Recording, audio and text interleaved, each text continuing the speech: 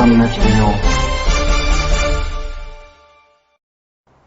जय भीम. मी विजय निलंगेकर. सम्यक न्यूज लाईव्हच्या या विशेष बातमीपत्रामध्ये आपलं स्वागत करतो. पाहुयात आजच्या सम्यक घडामोडी. Phoenix multispeciality hospital and critical care centre, Shivajinagar, Nanded.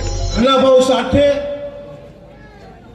यांना मी त्रिवार वंदन करतो आणि आजच्या कार्यक्रमासाठी आज प्रभाग क्रमांक 5 चे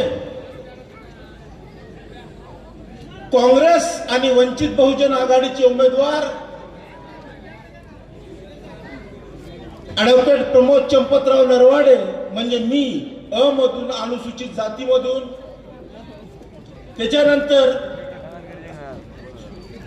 पांढरे ज्योती सुधाकर या ओबीसी महिला मधून, सौ सावंत मधुबाला साहेबराव या महिला ओपन मधून आणि फारुख अली हे सर्वसाधारण पुरुषामधून. आता इथंच पाहून घ्या मित्रांनो, हे जे आरक्षण आहे निवडणुकीमध्ये, मी अनुसूचित जातीमधून, ज्योतिताई पांढरे जे प्रथम महापौर आहेत, सुधाकर पांढरे यांच्या सुविद्य पत्नी ज्योती पांढरे, या इतर मागासवर्गीय महिलांमधून आणि मधुबाला साहेबराव सावंत ह्या ज्या सर्वसाधारण महिलांमधून हे जे आरक्षण भेटलेलं आहे, हे आरक्षण डॉक्टर बाबासाहेब आंबेडकरांनी दिलेलं आहे. डॉक्टर बाबासाहेब आंबेडकरांनी जर त्या काळामध्ये राजर्षी शाहू महाराजांनी जी आरक्षणाची जी संधी उपलब्ध करून दिली, त्याचं जे हे केलं समायोजन त्या संविधानामध्ये केलं आणि त्या संविधानाच्या माध्यमातून आपल्याला सगळ्यांना आरक्षणाचा लाभ मिळाला आणि त्या आरक्षणामुळे सगळे दीनदुबळे लोक हे मोठे झाले.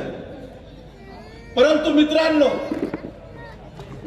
मागच्या काही वर्षापासून 2014 पासून या भारत देशामध्येच नव्हे तर संपूर्ण महाराष्ट्रात आणि संपूर्ण जिथे जिथे भाजप प्रशासित राज्य आहेत तिथं अतिशय अनागोंदी कारभार सुरू झालेला आहे.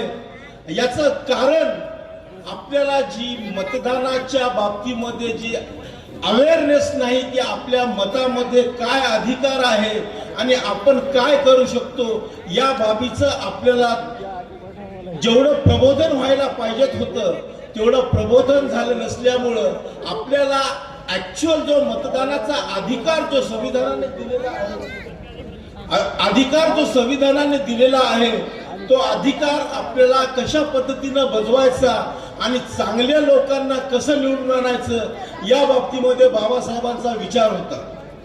परंतु तसं झालं नसल्यामुळे असे जे इकडच्या पक्षातून तिकडच्या पक्षात कोल्यांट उड्या मारणारे काही कोले कुत्रे जे निर्माण झाले आणि पैशाचा जो व्यवहार सुरू झाला, त्या पैशाच्या व्यवहाराच्या विरोधामध्ये सर्वसामान्य जनतेला आज रस्त्यावर उतरण्याची वेळ येणार आहे. मी तर सांगेल की आतापर्यंत 2014च्या नंतर सर्वसामान्य माणसासाठी या भाजप शासित यांनी फक्त पक्ष फोडण्यापुरतं आणि फक्त पैसे कमवण्याच्या पुरतं एवढंच राजकारण केलेलं आहे, याच्याकडे पलीकडे केलेलं नाही. आणि त्याच पद्धतीने जे राजकारण केलेलं आहे त्या बाबतीमध्ये इथं नांदेड शहराचा जे फिल्टर करून आले वॉशिंग मशीन मध्ये, ते सन्माननीय अशोकराव चव्हाण साहेब यांनी तर नांदेडचा सगळा सत्यानाश केला. त्याचं कारण असं आहे मित्रांनो, 2008 मध्ये गुरुता गतीच्या वेळेस नांदेड शहराला, नांदेड महानगरपालिकेला 3000 कोटी रुपयाचा निधी आला होता.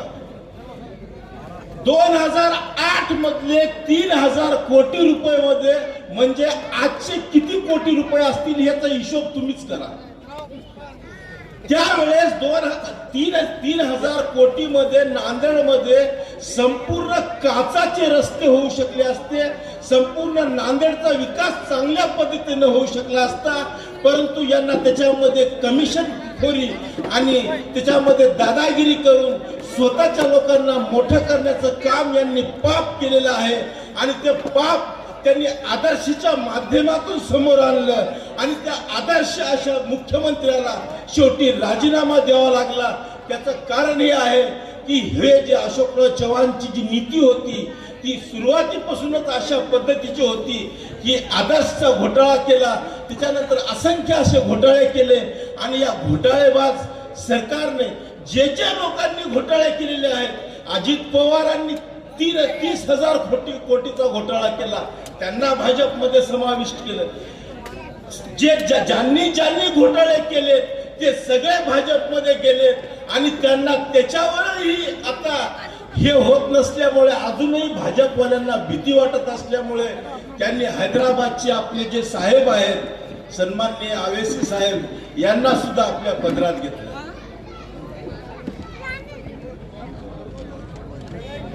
यांनाही आपल्या पदरात घेतलं.